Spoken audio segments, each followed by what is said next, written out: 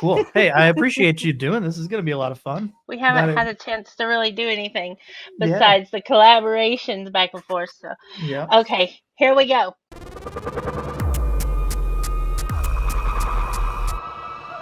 Hi, everyone. Welcome. We are going to be talking with Mandy Moorehol.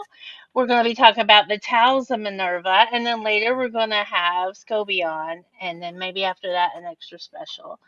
So, without any further ado, Mandy, let's talk about who is Mandy. Who the hell am I? Well, oh, hey, look at There I am. Who is Mandy Moore? Moore. Oh shit! that. Oh, it's amazing. Cheetos in the beard. That's so good. That's so good. I know you love it. I'm like so cheesy. You are. So goddamn cheesy. Yeah. Well, yeah. I mean, I feel like your entire audience at this point probably knows who I am. But to make a long story short, I'm a farmer. I'm a chef. I'm a satirist. I'm a cynic. I'm all of those things. Anything like that you might throw at me. I make music. I do stand up comedy. All of those things. And my government name obviously isn't Mandy Moorehol. It's I got the name sort of playing around with how how Marilyn Manson's name came about, where it was you took Marilyn Monroe and Charlie Manson and combined them. I basically did the same thing with Andy Warhol and Mandy Moore. Voila, the name Mandy Moorehol just presented itself. And I've been a notorious internet troll for I don't know, going on 25 years now. And Mandy Moorehol was just one of many names that I used when I was doing this stuff, and it was the name that I was using when I invented what I'm most famous for, which is Rickrolling. I invented Rickrolling, and I write about it in the book. What? So that's what I'm known for, and what I'm famous for. Very few people know that when they're talking to us in the group, they're talking to the guy who invented Rickrolling. But it's cool for all the people on the inside to really know that they got some royalty amongst their group. Really, really. Oh yeah. Some long in the tooth there, huh? I mean, I invented Rick Rolling over 20 years ago, and that made its way to national people across the world. I'm not sure if they Rick rolled in space yet, but we can Rick roll in space eventually. Yeah, yeah, yeah. So for the audience who has never heard of Rick rolling and the younger generations, could you All explain right. that for us? Yeah. So it's the classic. It's a classic bait and switch, right? So back in the day, you used to be able to send people like hyperlinks and stuff, and it would just have like a word to, hey, check this out, and you send them a link, and or it'd say like, hey, check out the new song from so and so, and it would just be Never Gonna Give You Up by Rick Astley. And it's a joke that I invented making fun of a band that I don't like, and there's this band called 25 to Life. They're a notoriously terrible hardcore band. And I was in a hardcore punk rock band growing up. So, I used to make fun of these guys all the time. And one of the pranks that we used to do, we traveled the country doing this prank, was we would make fake 25 to Life demo tapes and CDs. And we would put stuff that would be ridiculous, like, Jamie Josta from Hatebreed on saxophone, 1994, 25 to Life live, right? Just like overly ridiculous things that, anybody who would see it, they would pick it up. And if they put it into their tape deck, it would have 30 seconds of basically like, noisy punk rock, and then Never Gonna Give You Up by Rick Astley. So, and the main the main punch of the joke is that the name of the singer is Rick to Life. So it's a joke that I was playing on the singer of the band by switching up, to Rick Astley. So that's how Rick Rolling was invented. It was an old esoteric punk rock joke. And I took it to the internet, and it fucking exploded from there. Sorry for my swearing. I don't know if that's going to get you demonetized or whatever, but money's the root of all evil, so whatever. I'm not monetized, so cuss away. That's the Hell yeah. beautiful thing, isn't it, about not being monetized Yeah, and we're gonna we're really. gonna we're gonna curse it I, up. And this esoteric punk rock bait and switch kind of a jokey thing that I've been doing. I do it with a lot of bands, but the Rick Astley one's the one that really took off. But prior to that, or while I was doing that, I was also doing it with the band Screwdriver, which is a notorious like hateful Nazi punk band. And if you were on, say, like LimeWire back in the day, and you were trying to download the music of this hateful Nazi band, you would run into people like me who were uploading the band Swerve Driver and labeling it as Screwdriver. So there's all these people. And Swerve Driver is like a shoegaze band from England or something like that. So you would have all these Nazi assholes that were trying to download hateful Nazi punk rock, and they were getting this just like this like they're getting Swerve Driver, they're getting shoegaze. So there's all these Nazi punks that are like, yeah, I don't like when Screwdriver went into that alternative phase, but everything else they like. So there's these types of jokes that I've been doing, this performance art type of thing that I've been doing. Like, I've always been a satirist. I've been doing satire since I was 13. That is a good lead in to our next slide. Why do we need satire in the world? Like, why is it important, and how old is the concept? Original chaos. Oh, it's the second oldest form of art. The very first oldest form of art is clowning. Clowning is when you take an object and you pretend that it's a different object, right? It's the oldest thing in the world. You can take a beer can and pretend it's that's the oldest joke of all time, is pretending something phallic shaped is a penis. What? Right? That is the art of clowning. Now, if you take that and you put it into the realm of concepts, right, and start playing with ideas, you're immediately in magic, right? You're immediately in the satirian magic mode. That STR root that lots of people that know that with ears that have ears to hear know what that means, right? That satire, Saturn, Satura, all of these things are related because it goes back to the ancient mother goddess worship, right? So the original satirist, what it meant to be, a satirist in ancient times, pre Bronze Age times, probably going back 300,000 years to, the dawn of human of human existence altogether, and maybe even our non-human cousins, Neanderthals and all of that, probably did this Saturnian thing. Essentially, what it was, you have these phallic like posts, right? You put a pole in the ground, right? And then you dance around the pole. Your vibrations are essentially using that pole to fuck the ground for fertility, right? Yeah. This is like one of the oldest styles of worship and ritual. Now, if you did not participate in the ritual, you were shamed by certain people who had the capacity within your community to shame people that didn't contribute, right? So if you weren't participating in the orgies, you would be shamed for doing it. If you didn't bring food to share, you would be shamed. If you weren't dancing, you would be shamed, right? The person that was doing the shaming, they were called the satirists. When you were shamed in this culture, you were satirized, right? And eventually, the Greeks took that to the stage. And one of the very first people would be, Aristophanes and stuff.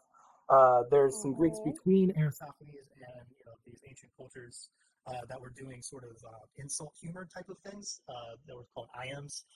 So iambic poetry is basically insult poetry. So you have, Hipponax is one of the most famous for it. Sappho wrote a bunch of this stuff. But yeah, iambic poetry is kind of that space that was in between the culture of the Dionysian mother goddess worship, Astrophallus trees with the dancing around, and then you have insult poetry, and then you have when it's taken to the stage with somebody like Aristophanes.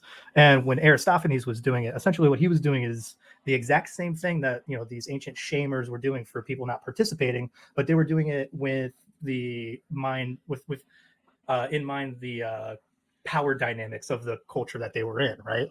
So and this is the thing that has not stopped since Aristophanes invented it and took it to the stage, right? It also hasn't stopped with people dancing around the poles, and the insult comedy hasn't stopped.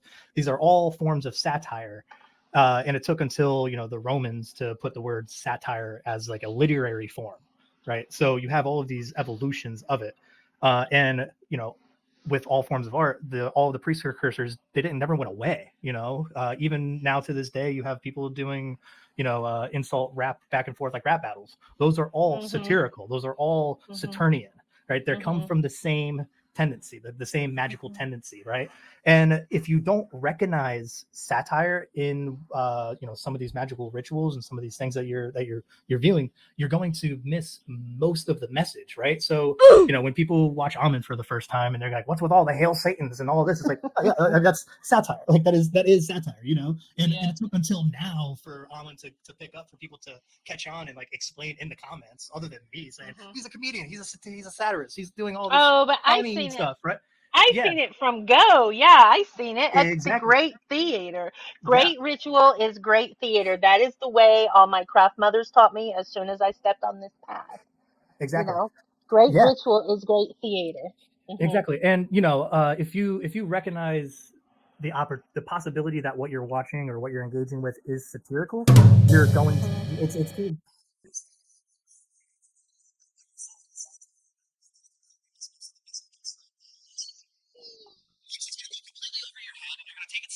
and you become there's not actually a good word for it, and I'm not clever enough to coin the word for it, but there isn't a word for a person who falls victim of satire or doesn't get it or isn't in on the joke, right? Fool, I'm a fool, like and I'm a satirist. I fool people, but that's not necessarily the point of satire, right? The point of satire is sort of to make you think about the power dynamics within your culture and all of that stuff, right? And to keep you from climbing up too high on that horse, right? Exactly. It's also, keep you humble.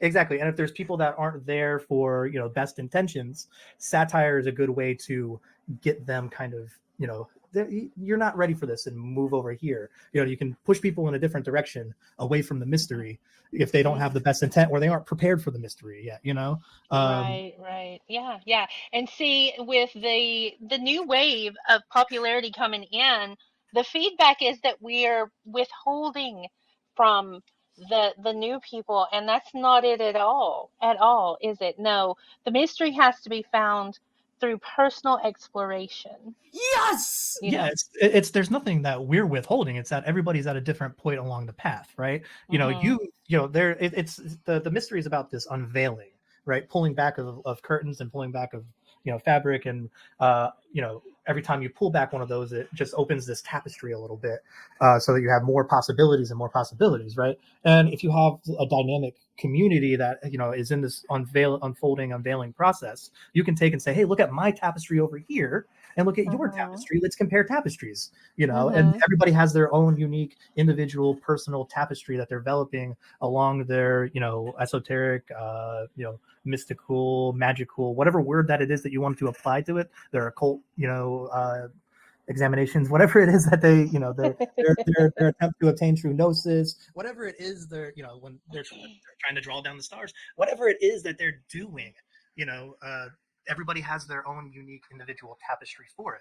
Now, I'm not clever enough to come up with a name for a person who is a victim of satire, but I came up with a name for all of our own unique individual tapestry, and that tapestry is called the Towel of Minerva.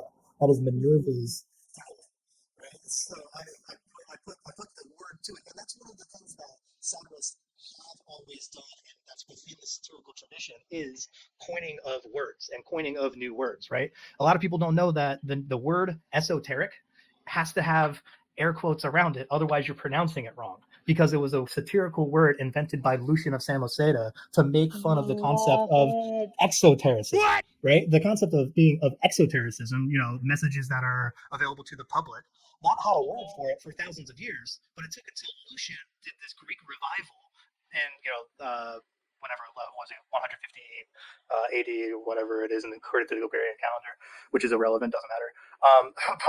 But around then, when this mythical creature guy named Jesus pretended to walk around, this guy Lucian of Samosata was doing this revival of ancient Greek, like Homeric Greek. It would be like somebody walking in on this conversation right now and speaking perfect Shakespearean. Bruh. You go, what the hell is going on? And like actually having real grasp on it, right? Like it takes a satirist's mind to be able to put yourself in that character, right? And Lucian was such a brilliant genius that he did that with Homeric Greek, and like rearranged his Syrian brain to think like a Greek, and started making all of these hilarious Greek jokes just traveling around, and he invented and coined the term esoteric. So anytime you hear anybody say, oh, such and such is esoteric, or the esoteric meaning of this, if they're not doing this, they're not in on the joke.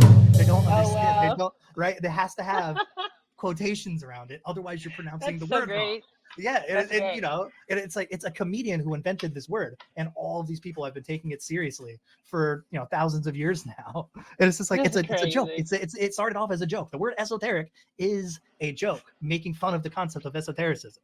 It's satirizing the entire concept in one word. It took that's the beautiful thing about Greek, is that you can do it all in one word. You can just say one word, and it has all of this stuff that's available to it. All he had to do was say esoteric, and boom, like he snowballed. Thousands of years later, we have people who have entire YouTube channels based off the concept of esoteric.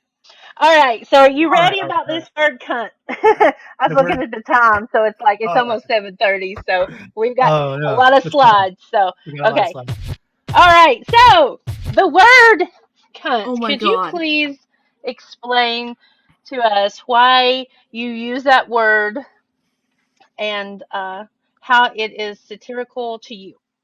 Well, so if there's this tendency that people like to do where they want to reclaim a word, right? And they want it to Mhm. be this thing. And I got myself into some trouble amongst our community by also reclaiming a word. Some people amongst our community wanted to reclaim the word cult.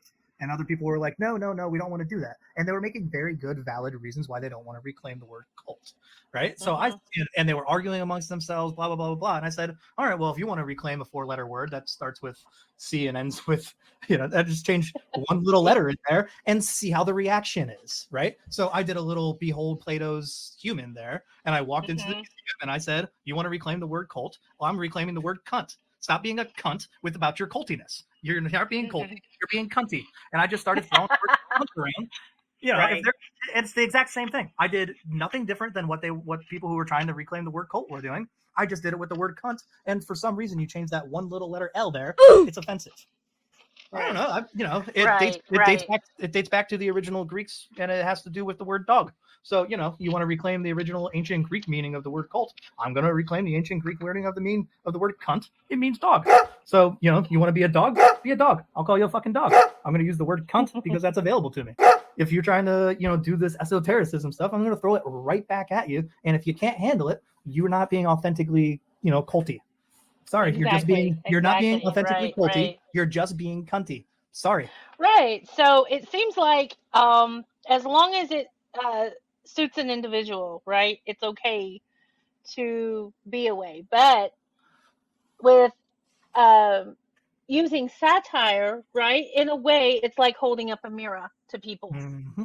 Exactly. So it's like people that are being a bully don't like to be bullied. Nobody likes to be handed the dishes they're serving out, right? Exactly.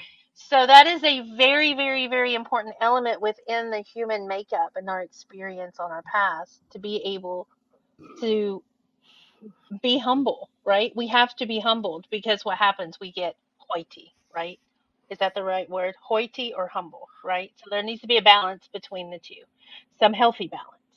Yeah, Okay. balancing your hoity and your humble is great. The Hodge and the Podges needs balanced, and the cunts and the cults Hmm. need balanced. And I'm not afraid to. Exactly. There's Apollonian and Dionysian. You want to be culty? Yeah. Yeah, let's go. I All understand right. I understand how word magic works. You change one letter, Yep. changes the entire thing. Let's go. Yes. Let's go. Exactly. You All know. right. All right. So the So that's my. Towels of Minerva. Oh yeah. Let's get into it. Here we are going to get into your publishings. Okay. So tell us a little bit about those. Hold on. Let me get you on. Oh, that is too. Hold on. That's too large. Okay. I'm sorry, everybody. Okay. Hold those up. Aren't they gorgeous? The Towel of Minerva. Yeah. Love it. So Okay. the Towel of Minerva is my satirical, conceptual, creative art project that it's a way for me to get all of these ridiculous comedic philosophical ideas on paper, and while doing my best to also be true to a lot of the original sources. So much of the comedy and the jokes and the wit and stuff I'm pulling directly from people like Hipponax. I'm pulling directly from people like Lucian, from Aristophanes. I'm and as well as taking jabs at a lot of modern philosophy and such. So Aristophanes has this absolutely amazing uh, piece that's called "Philosophers for Sale," and essentially what he's doing is making fun of and mocking the philosophers of his time. Right, so he goes through and pretends as though they're like at an auction and auctioning off these philosophers to would-be buyers and stuff. And I'm sort of doing that while pointing out that all of the philosophers that I'm pretending to kind of make fun of were also in their own right satirists. So there's a long list of people that don't that philosophers that people don't all know are also satirists or wrote satire, or their entire bodies of work are in fact satire. People like Karl Marx. Karl Marx was a satirist. Frederick Engels was a satirist. Hegel was a satirist. Friedrich Nietzsche was a satirist. Karl Marx's dissertation advisor Bruno Bauer, who invented Jesus mythicism, he was also a satirist. One of Nietzsche's and Bruno Bauer's mutual friends, Max Stirner. Max Stirner was a satirist. Voltaire was a satirist. All of these philosophers understood the importance of satire when it came to philosophical thinking, right? And I dubbed that particular group of satirists the German silly billy school of philosophy, which they all take their influence from Lucian, right? These are nerdy Greek people, like Greek readers. These are people who read Greek from the day that they're from their childhood growing up, right? Who would probably make Amen look like an amateur as far as their grasp on the Greek. You know what I mean? These are people that were from a young age trained critically on the Greek, right? And they had that German mind going on. So they were doing the Greek through their German mind and having all of these connections that aren't available to us in our English language with their relationship to the Greek, right? Like our Greek is our language is very, very barbaric. We have this like bar, like we're so bad at trying to communicate anything in English. That's why anything that's effectively communicated is almost directly stolen from either Latin or Greek, It's like, what is it, like 40% of our language is Greek. So like that's the most effective way of communicating stuff is using, drawing from the Greek. Whereas the German silly billy school of philosophy, they recognize that there's all of these things that they can do within their language that isn't available in other languages. So they're making jokes to themselves in German back and forth to each other. And if you don't know the jokes that they're telling, it's never going to make any sense to you. You're going to read their philosophy and, you're going to have communists and fucking fascists and all of this stuff. When in reality, there were just people making fun of those ideas, mocking those ideas, saying this is just, silly stuff that if you don't have ears to hear, you're going to take it literally and do terrible things. Or you could be a satirist and just mock the entire concept, like all these brilliant German philosophers were doing back in the day. Right. So let's go to the Towel of Minerva, Volume 1. Now, liberty is born on the backs of the dead that haunt my doorstep at 4 a.m., possessed by spirits and out of the arms of their commanding officers. This is how you kill a man, he said as he plunged a combat knife into an above-ground pool, pulling the blade upwards as the contents flooded out around him. Some unseen foe disembodied. Liberty is won by the hands of men and women who wake up strangling their loved ones, discarded by the communities they fought for, abandoned by the country they will die for, thrown away like trash. Brave souls sacrificed for the safety of banks and corporations, dying in the name of cowardly lions and paper tigers. That is so powerful, and it heralds the realism of how we treat the soldiers after war. And a perfect example of what come to mind for me was the Vietnam War. And the reason this hit me so hard was because I had a stepdad that was a Green Beret in the Vietnam War and an alcoholic. And that part that said, wake up strangling their loved ones. Okay, I have seen this man do that. In a sleep madness. And that really, and I was 14 at the time, that really showed me how complex the brain is and how crazy war is and how wrong people are to treat other people as if they are just the scum of the earth because they went to fight for a country that, everyone is supposed to have this national pride for.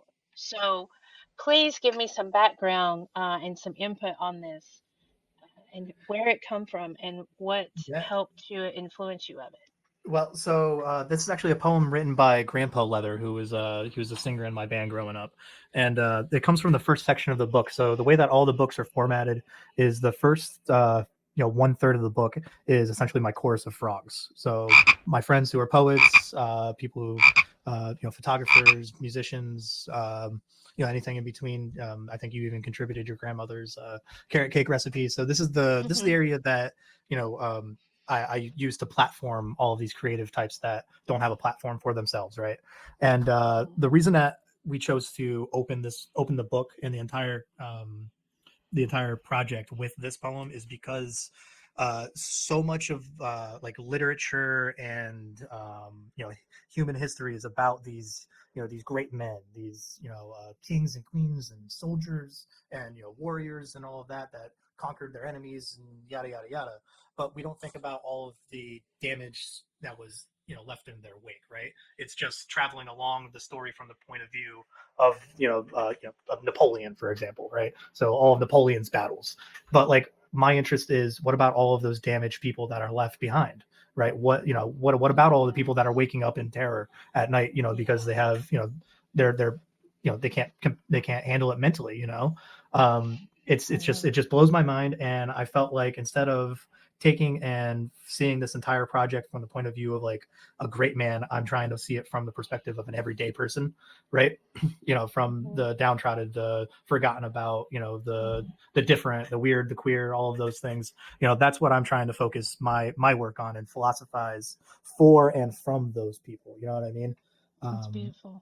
So, and soldiers are one of those that are just forgotten about, the amount of houseless people that are there because, they can't get work because they're missing a limb or whatever. And we just don't take care of the people. But, we have all these politicians that, people worship and praise. It's like, well, the person that's on the street is there because of a decision that this politician made. And this politician's a millionaire, but this soldier that went over there and fought, they're missing their limbs and they can't work and they're homeless, right? Like they're living on the street. Right. Or, Yeah. it just I just want to point out the absurdity of admiring these great men throughout history. Like what about the everyday person? That's what my interest has always been, is what about the everyday person in all these stories? What about your average farmer that was around during the flood of Noah? Like, what about those people? Oh, well, they just died. Well, yeah, we're looking at everything from Noah's perspective. What about all of the dead people that are floating in the in the ocean, right? There's tons of dead bodies that are swollen and bloated, and what about all of those dead bodies? How do you account for that in the story? Like, they don't, which is how you know that they're fake stories, right? So I'm being a satirist, but I'm trying to be an openness with like as real of an appeal to emotion as possible. And if you can't, gather that this is philosophy for the everyday person, it's not philosophy for you. If you view yourself as an aristocrat or a special person, like, whatever, this isn't philosophy for you. Sorry. This is philosophy for the everyday person. And is it true that good satire punches up? Always punches up, correct? Always punches up. Punching down is like beating a dog. And that's the worst. Anybody who would lay their hands on a dog is a terrible person who deserves to, be crucified and burnt at the stake, and skinned alive. It's no different. And that's why I invented the Cerberesian school of cynicism.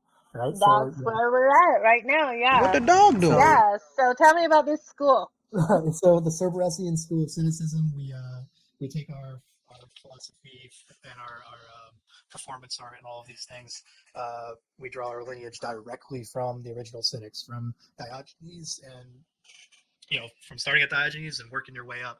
And Cerberesian cynicism isn't even a thing that I invented. Lucian invented Cerberesian cynicism in Dialogue with the Dead, right? So he has the catabasis where you go down under, right, into the underworld and you travel. Lucian did this with and focused and followed cynics on their catabasis, their guide through the underworld. Obviously, you don't drink from the first river; that's child's play. So you go through all of that, and you have to have certain things in your pocket so that you can make an offering to Cerberus so that you can get back up, right? If you can't get back up, then you haven't completed the catabasis. This is like most of the main story of these going under, right? On one end, you go under, but you got to go back up, right? And if you don't know how to get past Cerberus, you don't have ears to hear, and you're never going to get back up, right? And if anybody ever claims to have gone to the underworld, all you have to do is ask them one simple question, and that question is, how many penises does Cerberus have? Does he have one penis or three? If they don't have the answer to that question, they have not truly gone to the underworld and obtained the gnosis and the nous. What they were doing is practicing, and they were just sleeping, right? If you have, yeah. So if you have this is coming from Amun, right? Amun wrote about this in the Chemical Muse, how the realm of Hecate is the realm of sleep, right? So it's where you can practice the catabasis and going under, right? If you go under and then when you come back up, you don't see Cerberus, you were just sleeping. You did not go under. It was practice. right? And you can practice all Okay. you want. You practice with Hecate, you go to sleep and do all that, but you truly went under and came back up if you have the answer to the mystery. The answer to the mystery is, how many penises does Cerberus have? Does he have one penis or three penises? Are you a monist or a Trinitarian? That's where this question, this controversy, all of this ancient mystery stuff that people have killed each other over for years and years and years and years and years. I mean, monists and Trinitarians, they don't get along. They kill each other all throughout history. But what they're doing is people who have gone under, seen Cerberus's penises, come back up and argue with, oh, well, when I went under, he had three penises. When you went under, he had one. Was it one very large penis? Was it a regular sized penis? Describe Cerberus's penis. Well, we'll describe all three of Cerberus's penises, right? These are the stories. This is the back and forth that you're having all over the place, right? Jesus died and came back three days later. Yeah, that's how long it took him to go back under, So Orpheus knows how many penises Cerberus has because he went down and came back up, and Heracles knows how many penises Cerberus has. Cerberus had 6.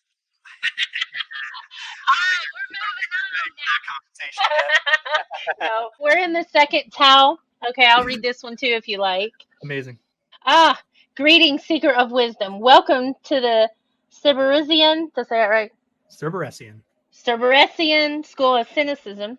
Just as the ancient Greek cynics embraced their dog-like essence, we elevate this notion by invoking the enigmatic triad of Cerberus to unravel the intricate tapestry of philosophical thought. Here we follow our nose to obtain the gnosis, as well as the noose, which is protected by the three-headed guardian of the underworld, Cerberus. In our esoteric sanctuary, we assert that throughout the annals of human cognition, triads prevail as cosmic echoes of Cerberus himself. Each triad, be it in philosophy, mythology, or even the mundane aspect of existence, serves as an inadvertent invocation of which threefold embodiment of vigilance and introspection. We embrace the notion that every triad, from the philosophical trichotomy of thesis, antithesis, and synthesis, is the mythical triumvirate. What the fuck is that word? Triumvirate of gods and heroes, echoes the profound essence of Cerberus. The three-headed guardian serves as a metaphorical key to unlock the gates of perception, revealing the interconnectedness of ideas, beings, and realms. Whoa! Okay, wait. Tell me, what is that word? What does that word mean?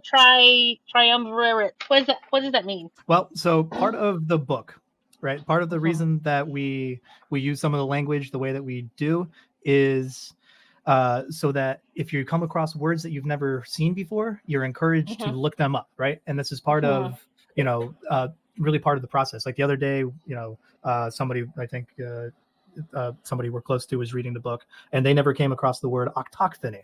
So they looked up the word octophony and got themselves down a rabbit hole of how these words were used and throughout history. Right. And all that. Yeah. And part of what I do is that I promise I'm never going to hold anybody's hand through anything or actually directly answer any question that is ever asked of me. Oh my god. So my best response to that would be to recognize that you're doing something exactly right by asking, what the hell does that word mean? What the fuck? Exactly. Right? Yeah. So that's what I would do. So going, what the hell does that word mean? Is what in Hades? What does it mean to the Cerberosian, right? To the Cerberosian. So you can look up any word, right? It has its exoteric meaning, right? So what does it mean up here, right? To the average person up here. And then you ask the Cerberosian question, what the hell does that word mean? What the hell? What does it mean when it's coming out of the hellhound's mouth? Because the hellhound speaks in trifold time, right? It speaks past, present, and future simultaneously. So part of the reason that I'm hesitant to answer the question, what does triumvirate mean, is because I don't necessarily know what it's going to mean 100 years from now, right? Which is, so it meant something in the past, it means something now. It also is going to mean something different in 100 years, but it also means something different to the Cerberesian that goes under. So what the hell does that word mean is the proper question when you're engaging in this book and you're coming across fun words in the book. Yeah, well, I love it. I'll look the word up, and then I will know. And those of you who are watching, you must look it up so you will know. You have to look it up so that you can look it down, right? You have to Right. understand what it means here so that you can understand what it means in hell, right? Okay. You have to look it up now in the dictionaries that are available to us. And then when you come and go under, you know what the hell that word means. So this is all to prepare you for going under. And you have to understand that when you're going under, there's all sorts of built-in traps and snares. There's frogs that are going to annoy you and distract you from going and going past Cerberus and getting through, right? So you know, are the I'm having a lot of fun. That was great.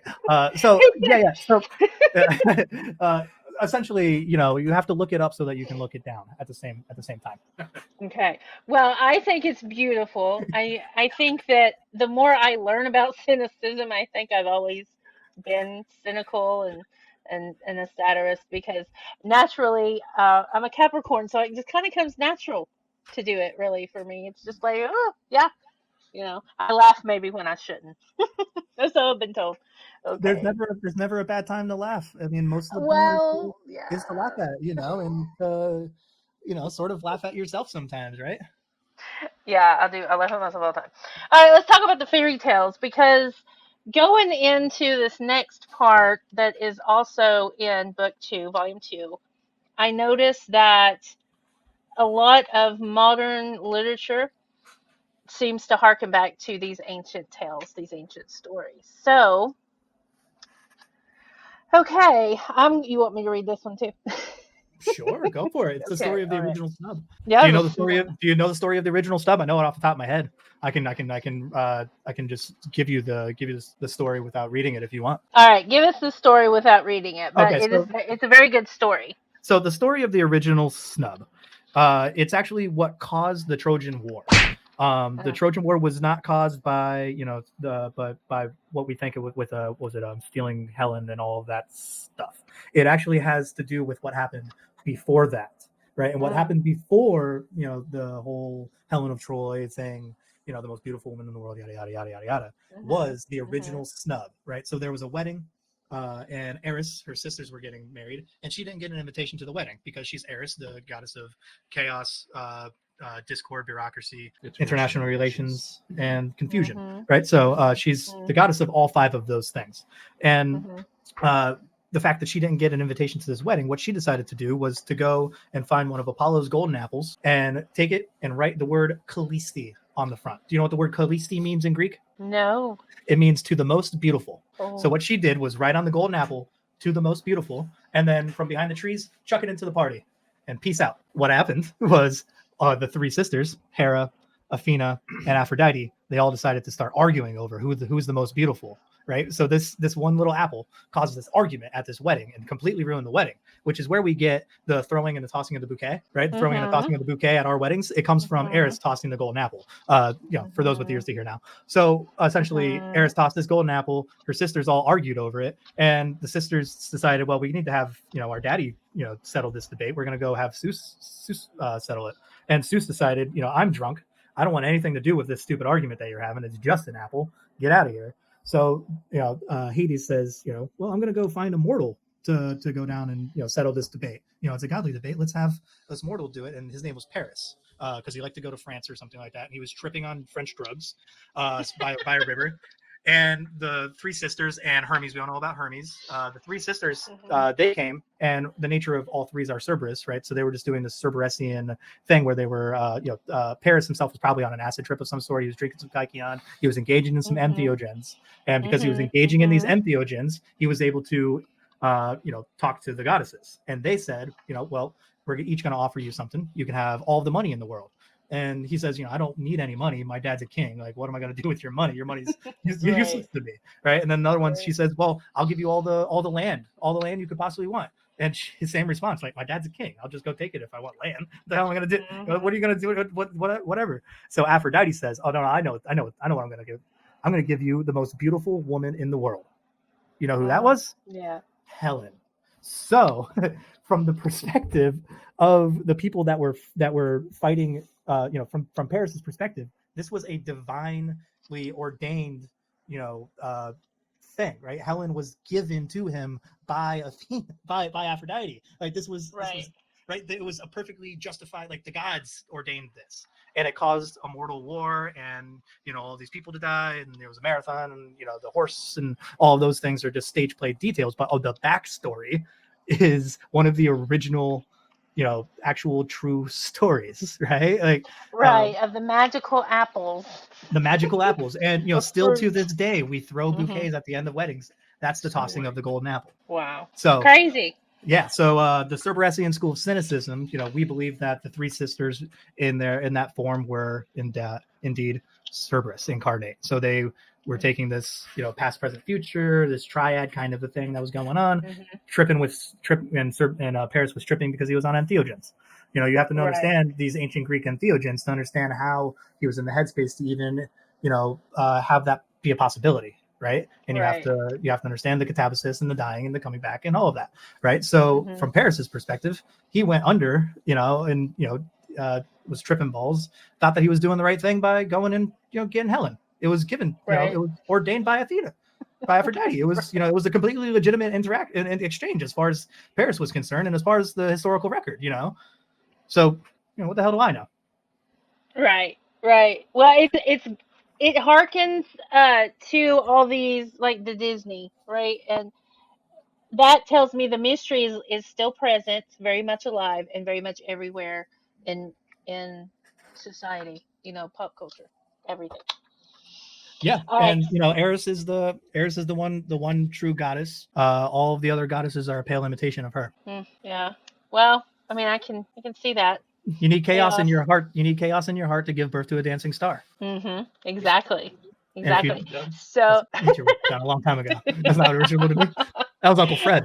I forgot to give you your tarot reading. So, do you want me to go ahead and do that and cut it in? Let's do the tarot reading now, and we can have Johnny. Johnny's never done one, so let's start off. Johnny, So what I'm using, I just got this deck and I love it.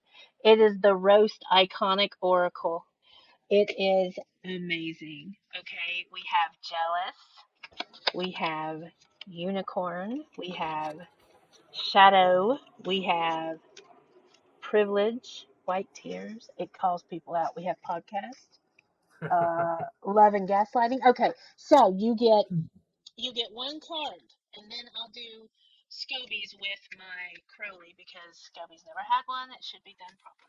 Okay. All right. Well, I'm supposed to ask a question, or is that not this deck? Nope. I'm just going to ask it about, like, it's really good about core character or like attitude you're having right now. Oh, snack. Yummy.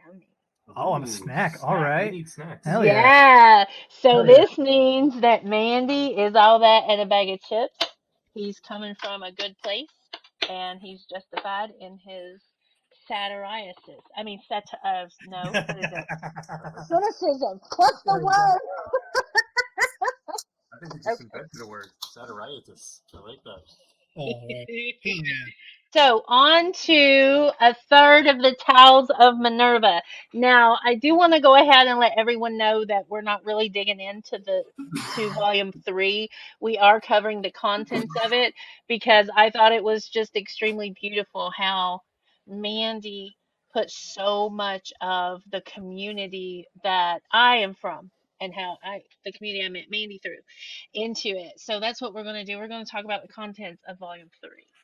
So here we go. We have a forward by Sketch, The Cataclysm. We have more from Grandpa Leather, Foraging Endings. We have, how many X's is that by Skobie 1? Let me see. 1, 2, 3, 4, 5, 6, 7. Is that 7 X's? We have 7 X's. Okay. Yeah, what in the world, Skobie? What's that about? Well, so you just got the working page. So we actually, when I sent that to you, we didn't have the names decided on yet. Still working on it. Yeah. So Okay. So you got a little sneak. Okay. You're seeing a little sneak peek behind the curtain there, where we didn't have some of the names decided on yet. Oh, okay. I'm so sorry about that. Oh no, it's You want fine. me to like bleep bleep bleep? Okay. No, it's actually it's pretty funny. But so this first section here that we're looking at is the what Johnny and I refer to as the homies section. It's the chorus of frogs. It's all of the first third of all the books are contributions from our friends, like I was sort of explaining earlier. And this one in particular has a lot of the Ions piece is really great. Hmm. I see he some from really, Cirrus down there. yeah, he submitted Autumn. some photography and some poetry. Cothonius and Nancy both have contributions as well. So it's a really, Medea really, within. Yeah. yeah. And I think Nick is that's Cothonius' real name, his Hmm. government name. I asked him, "Do you want to publish under a pen name?" He's like, "No, I'm good. Just do my real name." All right. Yeah. Yeah. And if you notice, everyone who's like a homie has like a frog, and if it doesn't have a frog, it's me or Mandy talking. So like, Yeah. it's kind of like a Easter egg, throughout the whole series. Is Oh, I love Easter eggs, and there's my grandma. Yeah, yeah, they put my grandma's carrot cake recipe Yep. in there. Yeah, it's old. Oh gosh, I don't know how old it is. I love those frogs. Yeah. Yeah. So So it's amazing that you do a tribute to your friends as well in your Yes. publishing. That's just beautiful because community is everything. Why not, right? I mean, it's a Hmm. lot of fun, It is so much fun. I love those frogs. Yeah, I've always wanted to lick a frog. All right, I am so excited about this. Now, I want to give a shout out to Nancy because her poetry, I haven't read that one, Medea Within yet, but I read one. I actually did a video for one, and it was, whew. So that lady can really lay it on thick, and yeah, she is in communion with the muse for sure. Oh yeah, she is absolutely in communion with the muse, and I'm really happy to have that piece in the book. It's awesome, and really, she starts it out with a quote from an academic piece, and really like grounds the comedy that we're doing here in in the That's sources and in great. reality and in the primary sources. So nothing that we're saying is as absurd as it I'm making it out to be. You know what I mean? Like Right, right, yeah. I'm doing my best to recreate how a lot of these, mystery and how the Bible was written and stuff like that. Like my sections are all the middle section of the book, which is like the main course. We kind of have it as a 3-course meal, if you will, where the homie section is the appetizers, the frog legs, the the middle section, which is all my original writing and Johnny's original writing and stuff, is the main course, and then we have a series of aphorisms, which is really where the esotericism comes out, is in the aphorisms. You really want to understand the book, read the aphorisms. If you don't want to go through and do all of the work, you can start at the end and work your way back if you want. I'm not telling you how to do your catabasis. You can go under and get past Cerberus from the get, and then keep going. At that point, make sure you don't drink from the last river. Exactly. Just do everything in reverse. You can do the catabasis in reverse. I've never seen anywhere in any of the sources, and I've never come across a classicist or a scholar or anybody who knows their Greek that says there's any reason you can't do the catabasis in reverse. The thing is, you have to know how to get past Cerberus. If you don't know how to do that, you're screwed. So you can do it in reverse and do it first. If you know how to do it, then you're clear. Then you just gotta go through the rivers and do all that stuff, and then make it up the other way. That's the easiest way to get out. That's where Right. that's like the the real, like the cheat mode. You know what I mean? When you're really when you become an expert and you've done it a bunch of times and you've gone past Cerberus, and by the time you know how to do it, you can just give them a little scritch on the head. Say, hey buddy, I remember you from last time. Smell me? Okay, bye.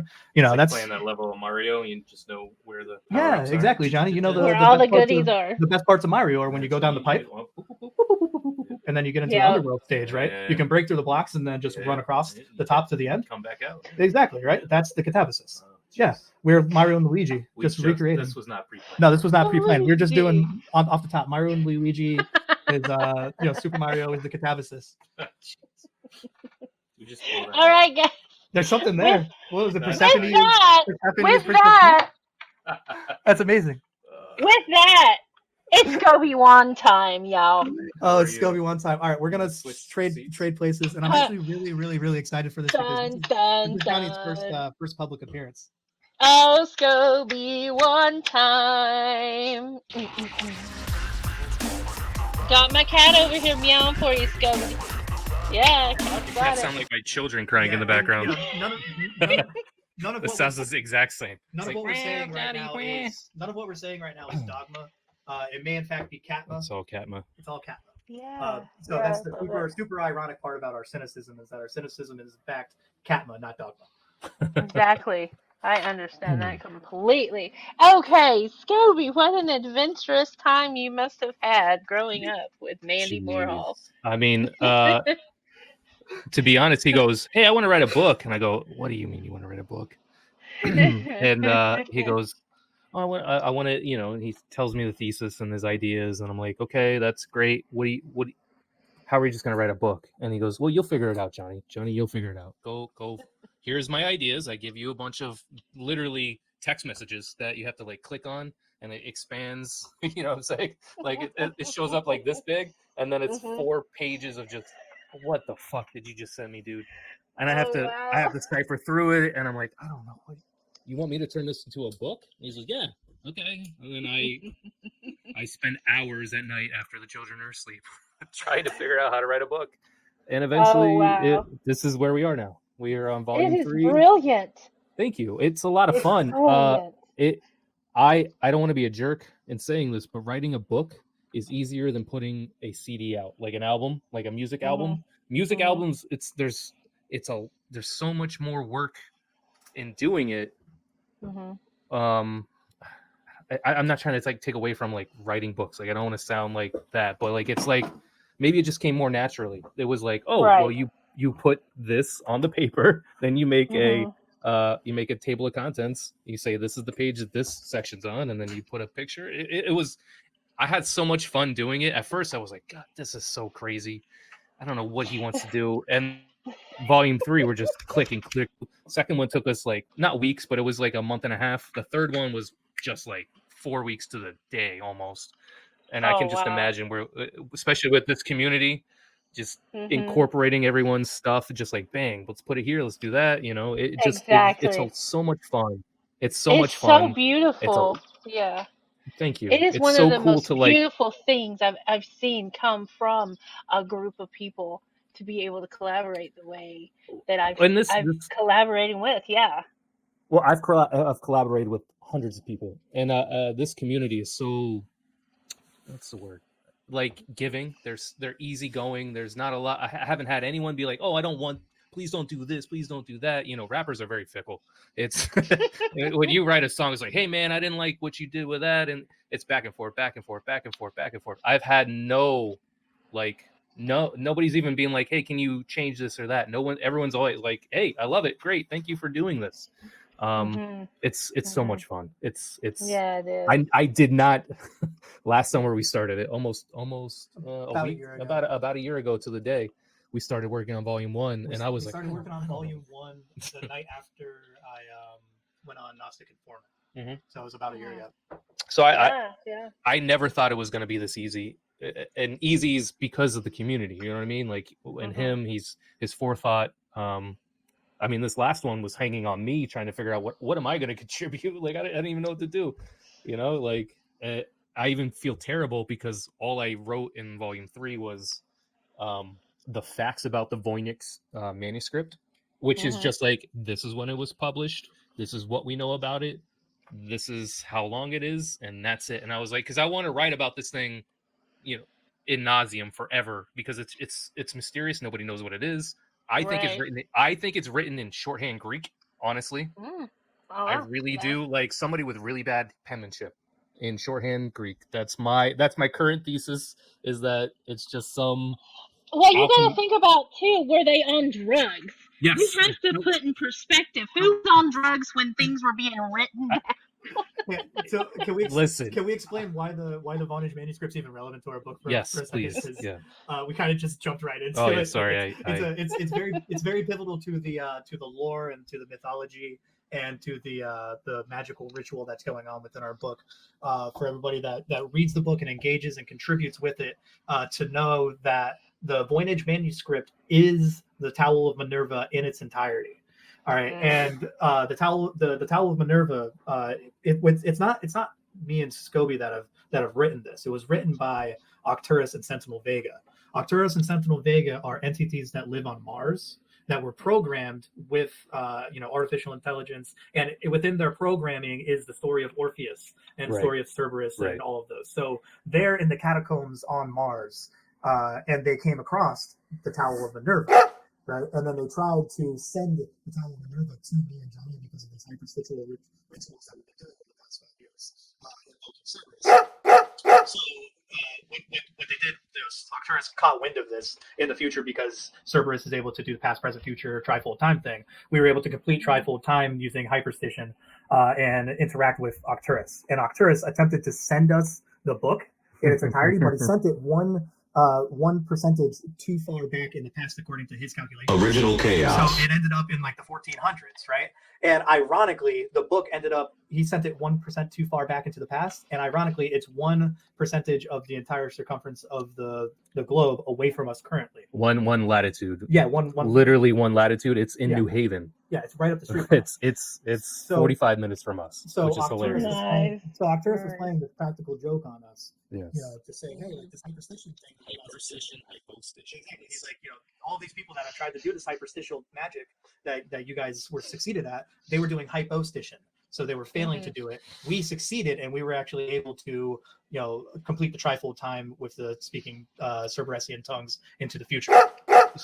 So Mind bending yeah, it really is. And you know, and Lucian tongue took, twisting and exactly. Lucian took his audience to the moon, and back we took our audience. Right, Arcturus took his audience from Mars to Earth and back. Right, so we are. So you have to think about what the Towel of Minerva looks like from Arcturus's perspective, right? So he is right. He is the Lucian of Mars, traveled to Earth in the past. Wait, what the fuck? He ran into me and Johnny now, like our future, and then went back and started telling Sentinel Vega, which is another character that's in the book, right? So you have to understand that this is written from the perspective of Arcturus. It's not written from me and Johnny's perspective. We're just communicating it so that a lot of the message can be fixed because there were some problems with it, with the being lost in translation and lost in time. So it's a little bit of like a Back to the Future kind of situation. So Buffy, can you give me a beer?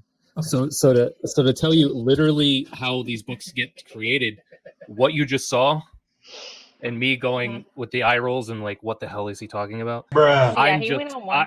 Yeah, he went on one. Thank you. Yeah, that's my Friday nights, Monday nights sometimes. Talking about diatribes? Yeah, his diatribes, and I'm literally scribing it like I'm what's his name? Shakespeare. I'm just writing everything down. I've got notes everywhere. He's a diatribe scribe. Yeah, diatribe scribe. Diatribe scribe. I like that. Yeah. So Diatribes were the cynic preferred way of communicating philosophy was the diatribe. If you look up the history of the word diatribe, diatribes was a method of doing philosophy invented by the cynics. So what you just witnessed was what you would have witnessed in ancient Greece when Diogenes was back there doing his thing. Diatribes. I can do that. No wonder. I was wondering why it's like if I get on, it's like a rant. You just go. Yeah. Yeah, I can do it. Most of this is me just capturing what he's saying. Whatever he just did is just me like, yep, got it, writing it down, notes here, notes there, pages, and I have to, and then I sit down, awake, and go with a cup of coffee and go, what the hell did he just do? What? Just kind of put it all back together, right? And so that's kind of how the book comes together. It's a lot of fun. I mean, oh my god. Enough about the book. I want to go there. This is where I want to go. I have no idea what this is gonna do to our audience, So let's find out the pigs. Let's do it. To get there, you have to understand a small part of history of who I am to Mandy. We are blood brothers. He swears he was switched at the grocery store. I don't think that's true. Okay. He swears it. But I'm the older brother. He's the younger brother. Nobody ever believes that because he's bald and I have full head of hair, and he has a full beard and I have no beard because I have patches still. I don't grow a beard because I still have patches. It just doesn't work. So this story comes out of me driving him to a gig when he was in hardcore bands in either 2005, 6, or 7. That was the years that I was driving him around. He was still in high school doing his hardcore thing. One night I'm driving him home from a gig, and I don't remember who the passenger was, but somebody was in the back seat. He's in the back seat with them, hanging out and just talking. And he goes, "Hey, you ever hear about the time Johnny made the pig squeal?" And it goes, he immediately includes me in the story, which I go, "What the fuck is he talking about?" And I'm driving. We're driving. So the drive from New Haven to where we lived is about 45 minutes. and I could literally give you the whole diatribe for 45 minutes of what he did. To cut it short, to keep it in context, he starts telling this person, oh, we were driving one night and something happened, and we're driving a car, and this is just a story he's telling this person. Completely freestyle. Off the top. This is just unrehearsed. Just Made like you up. saw, just what you saw for 15 minutes, where he On just the fly. Jesus, what are you? I can't even keep up with him. But he includes me in the story, so I have to be like, oh yeah. And he goes, Johnny, don't you know that part where this fucking happened? And I'm like, I know. What are you talking about, dude? I'm trying to drive, But anyways, so the pig squealed is the punchline, right? So it's not ruining it for you as a listener now. But if you were the person in the back seat of the car, he's just talking, and he goes, Johnny drove, and then he picked the pig up and put him in the trunk, and we drove the pig around, and we took him to the farm, but the farm didn't want it. It wasn't the farm. It's all this, just like. He goes, oh, we went to this place, but they didn't want that. And it's like, it's kind of like, have you seen My Mother? I don't know if you have kids or not, or if you read children's books, but it's kind of like, that's not my mother. This is my, it's like a story like that, where it just keeps like, it changes every page. Every page is like, what are we doing now? Oh no, we're talking to this person. So this goes on for 45 Kind of minutes. like if you give a mouse a cookie. Oh yeah, just like if you get a mouse a cookie, he's gonna want a glass of milk. He's gonna wanna this. I love. Oh, Yeah, I love it. And I have my That is kids such are a that good age, one. which give Yeah. it. If you give a glass, they made it into a cartoon now. By the way, it's super Oh, I good. love that. It's really really good too. But I was reading my daughter that last summer, and I remember she's like, oh, really into it because she wants a cookie. Oh, obviously, who wrote that book? If you read that to a kid, they want a fucking cookie. Fuck you. That was messed up. Don't do that. This is bedtime. This is nap time, bedtime. Exactly. You can't Right. get a fucking cookie now. Come on. You jerk. I don't know who that was. We got to throw that in there. But it's like that story where like it goes here and then it goes there and then it goes here, but it all comes right back to like the pig squealed, and it's like, what do you mean the pig squealed? And it was like, can you tell the punch? So much build up. So much build up. But that's the whole point. Have you ever seen the Aristocrats? Have you seen that movie or the show or whatever, the story, whatever it is? There's several iterations. There's a joke. There's a Netflix one, whatever. It's like that, where it's just like you just keep going and you're just trying to keep the other person like engaged, right? So he's just doing this, and he goes, and Johnny hit the pig with the car, and the pig squealed. And it's just like, they're like, what? Johnny, you hit a pig? And I'm like, dude, it's been 45 minutes. You haven't caught on yet? Like, Jesus, are you really? Where is your? And it's like, because I'm included in the story. I'm like, oh yeah. And it's, but this is just what he does to me. He does it to me all the time.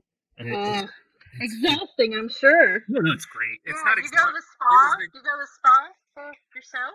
Take care of yourself? I meditate a lot. I sleep on a hammock. But that's just who he is. And this is what he does. And this book is the same kind of thing where I go, what the fuck do you want to do tonight? He goes, oh, I want to do this. I'm like, all right, I guess we're staying up till midnight. Do you know the name for that style of storytelling? No. Do you know the name for that style of storytelling? Mm-mm. It's called a shaggy dog story. Oh yeah. You sent me info on that. Yeah, so that's what that type of, and our book, it's cynicism. So shaggy dog stories, it's obviously going to be the way that I'm going to tell a story, right? Yeah. And it dates back to the Cynics. Like, it's a way of doing comedy while circumventing, your typical audience and all of that. You know what I mean? Sort of making fun of the audience, to their face a little bit. Yeah. It's almost like a roast. I love it. Without them knowing it's a roast. You know what I mean? Like. Right. It's the audience is part of the story without knowing they're part of the story. Does that make sense? Like, because if you talk to because I can imagine if you talk to a really smart person, they would catch on to this very quickly. Like, oh, you're fucking with me right now. But at some point, everyone has a point of breakdown that you can get through to them, where you can this can just happen. Does that make sense? Like exactly. I've seen it happen, and I've witnessed it. Obviously, I've been I've been the recipient and the person a part of it. I think it is very much like a lot of people in the South have a way of telling you to go get fucked without Yeah, yeah. without you really realizing that Well, you've been Bless just your been heart. told to go get fucked. Bless your So heart. yeah, bless so your heart. Hey, did I you? totally get that completely. So Yeah. I love that you brought up the South. You probably don't know that we grew up in the South quite a bit. I went from kindergarten to fourth grade, kindergarten to third grade, in Charleston, South Carolina, and Nice. they our accent was so thick they thought he was hard R word we can't say anymore, and they thought I was slow. Like they could not understand what I was Mhm. saying. Mhm. They were concerned. And you were left-handed, so And I'm left, and I was right? left-handed. They taught me to write You're with my right hand. special, Skobie. You're special. Yeah, well, I was in gifted and talented. They wanted me to go there too. But uh, it it was a real thing that Yeah. they didn't understand. Um, Mhm. I was in remedial classes. It was crazy. And I've experienced that. I went to Springfield, Illinois for 3 months, and they talked to me if I ask them to slow down just a little bit, they slow down really, yeah, really slow. I was like, just because I talk slower doesn't mean I think slower. Back up. exactly. Just because Mhm. what's coming out of my mouth doesn't equal what's coming out of your mouth. You know what I mean? Like you. Mhm. Mhm. Back And off us Southern people, right? Okay. yeah. Well, that's what Mandy and I joke when we say y'all. It's a real y'all. It's not like a fake y'all. It's not like a y'all. Like if you ever hear Right. Northerners throw a y'all on, they throw a harder into it. They do. I mean, you can feel it, right? I'm saying y'all. Mhm. It's like I'm not faking this y'all. I'm saying y'all. What up? What's good? We hey dude y'all. Is authentic? Yes, my y'all is authentic. Thank you. It's Oh, y'all. Better listen. my y'all is authentic and it's inclusive, right? It's I don't care who you are, you're a y'all or a Right. dude. Mhm. To me, Right. everyone's a dude or a y'all, and that's just where it Me, stops. everything is a guys or guy A or guy, guys. Guys. It's guys, guys. yeah, guys. Yeah. Plural is like I don't care who you are in the room. I'm like, hey guys, what's up, y'all? You Yep. know. Hey guys, y'all, how you doing?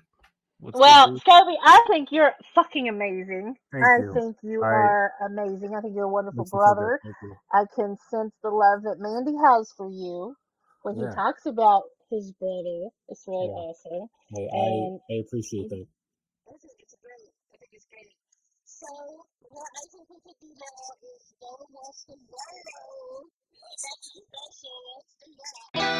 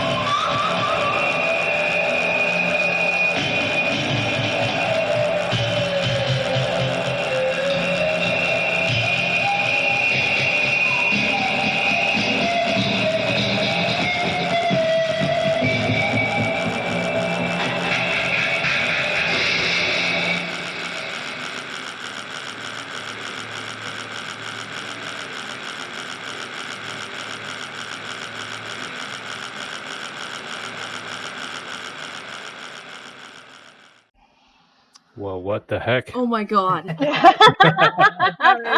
Oh, that was so good, Johnny. What the hell? What the hell? What the heck? Hey, What the Hades? what the What Hades? the heck? So, That- what do we think? You nailed that. That's great. Yeah, great, We couldn't great. we couldn't hear it from our end, but I synced it up on our side, and we got it to. We made it work. Awesome. We had Oh, some I'm technology. sorry. Okay, well, I'm No, gonna it's- put it in there Yeah, because I was I gonna don't say. know if the sound and stuff will come through, so I just Yeah, put yeah. it in there. So What yeah, did you use to do that? That was I use Filmora and a okay. lot of edibles, Okay. Hey, that's medicated. whatever I you had gotta to go do. there. You Well, gotta get. I honestly feel like I naturally have a gift to be able to help people to see the mystery or to go Uh-huh. through these rites. What do you think the imagery you used, was that intentional, or was it? Mhm. Yeah. Okay. It was intentional. So Like I I'll be very honest. The only thing I do is drink. I don't do any drugs. I don't do anything. I've never done any psychedelics. None of it. Every time I see this stuff, it's so like what's the word? Perplexing to me. Like I see it. I'm like, is that what you guys see when you do this stuff? Like, is that like, you know what I Well, mean? Like yeah. The intention is to trip you out. yeah. If you are on the throne and you watch one of these videos, which the community voted to name the genre Orphic EDM, Ooh, right? Orphic EDM. I like it. Okay. Orphic Cool. EDM, yeah. Yeah. We're gonna start a YouTube channel for Yeah. just the Orphic EDM uploads. That's where Uh-huh. we're gonna put it. Just the uploads, non-monetization Okay. uploads for the So, Orphic EDM. do you really see the trails like that? It really is like a It does, yeah. cascade of lights like that. Yes, everything's brighter. Everything you Yeah. smell, like every sense So is like magnified, right?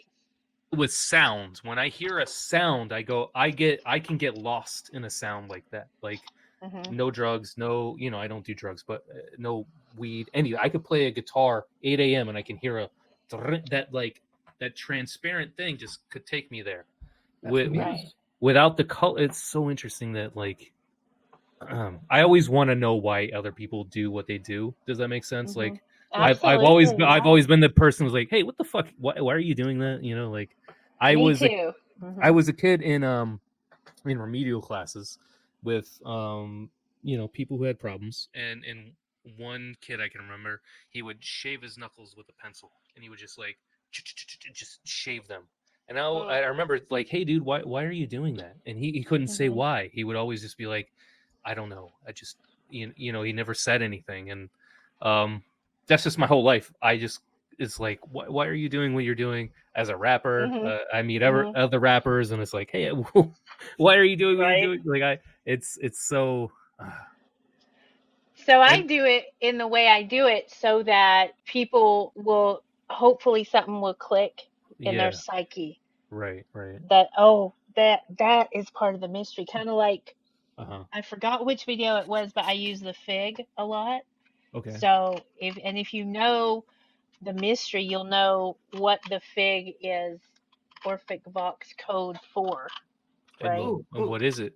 Johnny, do you know? I'll tell you. So I don't know. Please tell figging me. is when you take a ginger, a knob of ginger, you shave it into the shape of a butt plug, and you use the ginger as a butt plug. Jesus, why would you do that?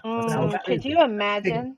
That's no, figging. that's a lot. It's in the Bible, the alabastrum. I can't even take two slices of ginger after I eat sushi. You put ginger in your butt? No, Right, after I eat sushi. right. I eat sushi. Well, and I I'm mean, like, it no. helps. You boofed It the helps sushi? with I've the. never boofed a sushi.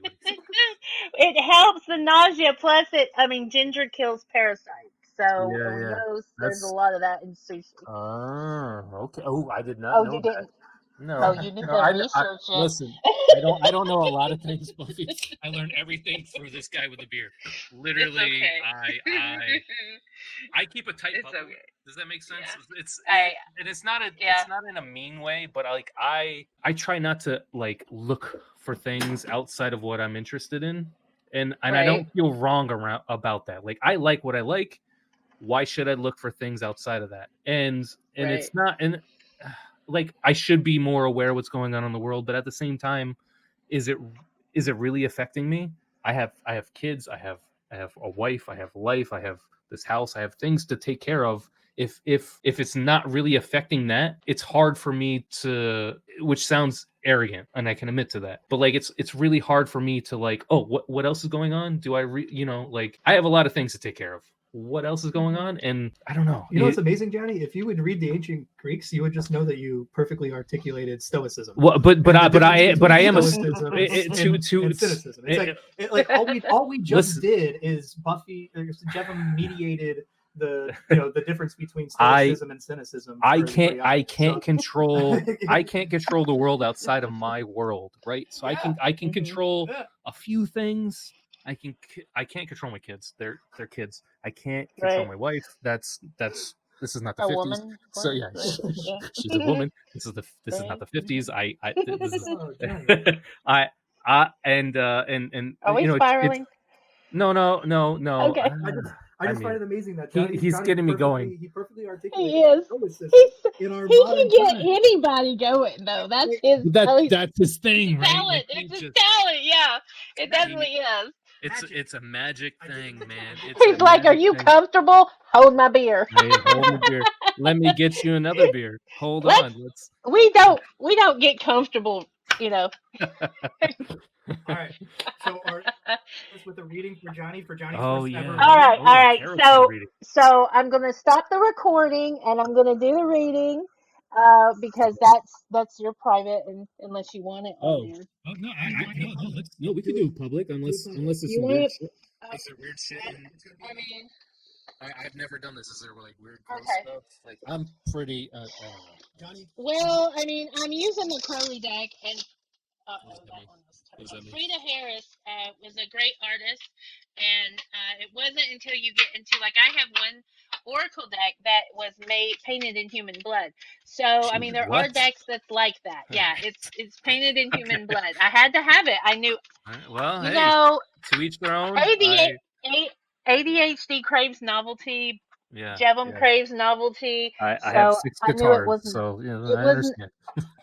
I have 62 decks, and that one I had to go in the collection. Okay. Yeah. I my one of my best friends has tarot cards tattooed on his arms, right by his where your elbow meets your bicep, kind of thing. He also worships Mhm. Jesus. He loves. Yeah, I have a look at my ankh. You see my ankh in the grave? What's that? Is that what is that? It's an Is that the ankh. same thing? Is that the Dionysus thing? What is that? Is that the? Oh, I love it. That's the. The what? Three, and there's the Orphic egg. That's Orphic gorgeous. eggs. Yeah. Okay. All right, Skobie, here we go. Okay. This is gonna be. You're gonna tell me I'm getting a millionaire with Okay. the second most popular podcast in the world? So happy I get to. Super No. fun. Oh, damn it. No. All right. So everything that you're about to engage in, Johnny, is also already in the book. It's in the aphorisms. Yes, I bet if you it want to is. stand, then Okay. on this Okay, afterwards. I'm going. Let's Mandy. go. Let's go. Okay, so this represents you. This is ruin. So it seems like recently something has discouraged you or broken your heart or made you feel bad about maybe who you are, where you're at, or where you're going. Question maybe. So positive influences around you is the Hierophant, which is really good. The Hierophant's been coming up a lot lately. The Hierophant is basically he is the one that is like the leader of the spiritual community, right? So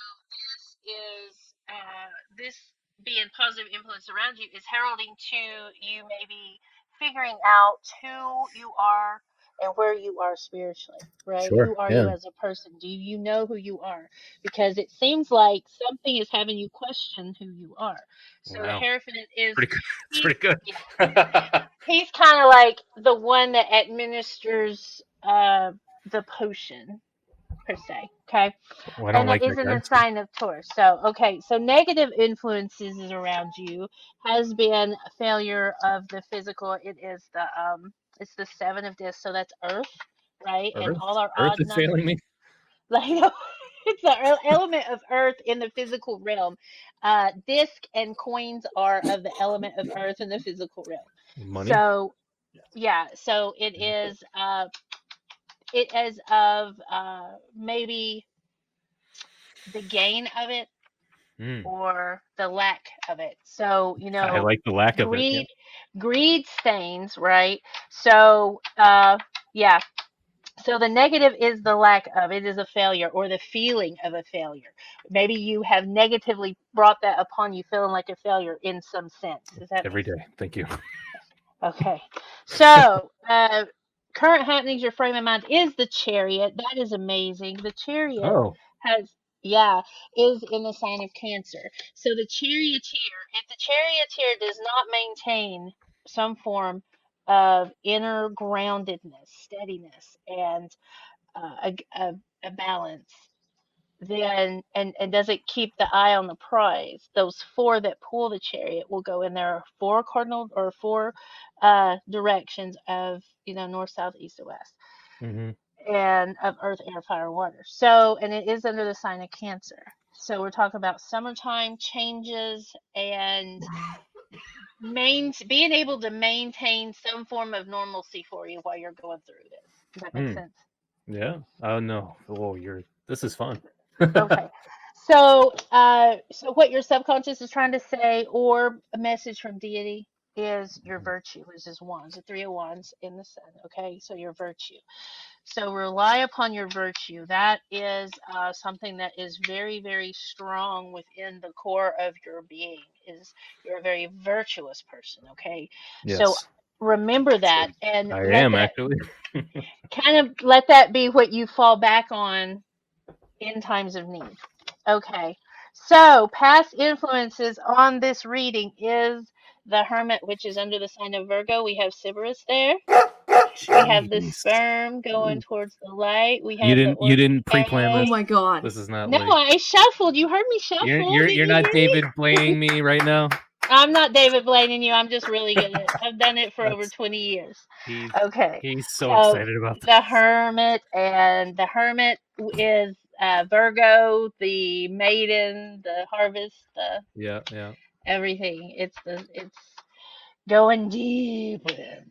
Bruh. Okay, so possible immediate future. Possible immediate future is the Prince of Swords. Look at him. Oh no. Yeah, That's ready not to. good, right? Yeah, well, I mean, we're dealing with swords. We're dealing with air, right? Thought. Air. Uh, Oh, air, okay. swords. So the pen become the sword, right? When men Oh. had to retire the sword, they picked up the pen. Possible immediate future is a prince of communication, of maybe you're transcribing. It could be how you take this mystery and this. It seems like a great transformation that you're going through, because anytime you have the failure and the ruin, and you're going to learn great lessons from all that, right? Anytime we go through Yeah. hardship, we have great lessons. So, and then the reflectiveness of the past, that's what's going to help you. You're going to come back stronger. Like whatever this ruin is about, whatever this Jeez. failure is about, is you're like, what up, bitch? Look at me now. Mm-hmm. Okay, so fears and attitudes, interference. There's your fear. Your attitude is, can I do it? What are the obstacles I have to overcome? What can I foresee? You kind of want everything kind of planned out before you get there, Yes. right? I would Yeah. hate to do vacation with you. Are you the type that wants to plan everything for the Yes. vacation? Okay, so That's I that's am. here's your No, fear and no, no. attitude, right? You mean on vacation? No, I'm a let's just sit at the beach vacation person. Oh, But okay. The process of going on vacation is the planning. Literally, yeah. In order to be there, I have to plan it. So like, Right. yeah. No, Right. that's not misleading at all. Yeah, no, it's Okay. this is so much fun. Okay. Please, All next right. card says wins the lotto or writes a platinum You're hit. not gonna hear about the lotto, but okay. Thoughts and opinions of your friends and family. I love everyone. I don't know what's going on. It's the Tower. Was that So somebody is very privy to these feelings of ruin and failure. good? Yeah. Okay. They see it as you being your own worst enemy, possibly. Sure. hmm So that's just telling you the Tower is like your friends and family see it. They see what you're going through.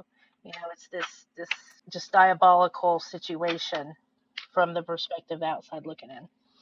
Okay, results of actions and Super thoughts fair. and final outcome. Okay, so I don't know what's going on. It seems like we have the Princess of Cups as results of actions and thoughts. That's usually the sign of a young maiden, Pisces, Scorpio, or Cancer, Pisces. possibly, Okay. of a young girl.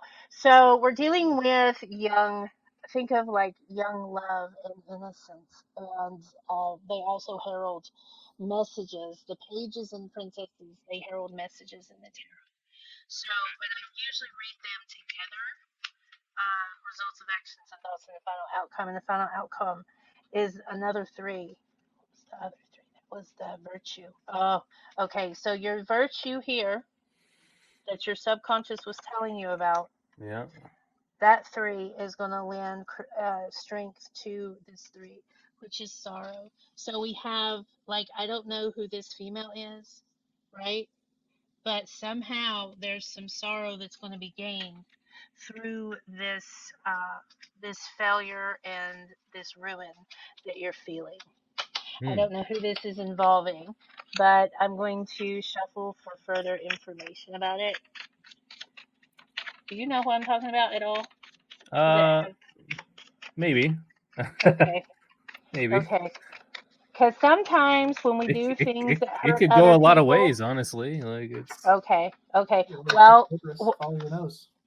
yeah, what I got out again, I got the Ace of Wands, which is fire, which is a new passion, ooh. and then we also got the the Four of Swords, which is truce.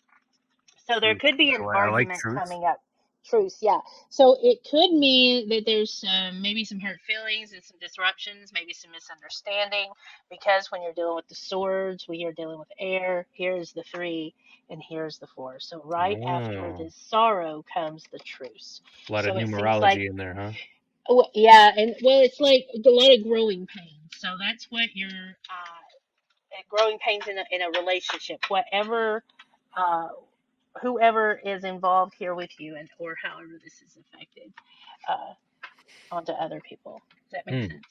So is this present, past, or future? Is it? How does that? This is the now. This is the now. This is the Okay. now. Yeah. This is the right now. The past was the Hermit, and the possible Yeah. immediate future Yeah. was the Prince of Swords. Okay. Mm-hmm. How immediate? Like right now or Yeah, like tomorrow right or? now, this is the Yeah. energy flow that we're feeling right now. Oh, okay. In the room. Yeah, yeah. Mhm. Well, that Mhm. makes a lot of sense actually. Mhm. Mhm. So Okay. that card that had the three-headed dog, which card was that? That was the Hermit. A hermit, right? That's the It's Virgo amazing. card. How the Mhm. fuck? So can you tell me more about this card? I would love to hear about The it. Hermit card. Okay, the Hermit card is other Because I, sign of the Virgo, Because I feel like right? a hermit, if that makes any sense. I Yeah. I I work all day. I take care of the kids, and I see my wife and him on Fridays. Like I don't have a big bubble. I feel like a hermit. That's very Mhm. interesting, very Mhm. funny that word comes up, and then Cerberus is Right. there. Like what? Mhm. That's kind of scary. Well, because the Hermit is about that introspection, right? It's about that going deep within to really know who you are, right? Interesting. And the light, let me find it.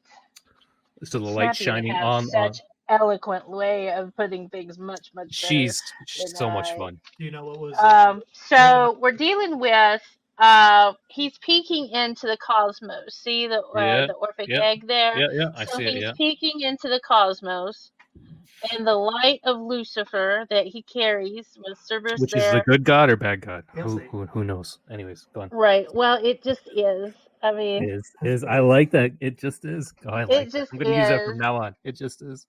It just is. And then we have the virility of the seed of life, the sperm right there going Yeah, I towards see it. Yeah. the Yeah. light. And I'm telling you, with it being, and it's got the yod on it. So if you know anything about Hebrew, the yod is No. like the most highest vibrating emanation to come Uh-huh. from the Hebrew alphabet.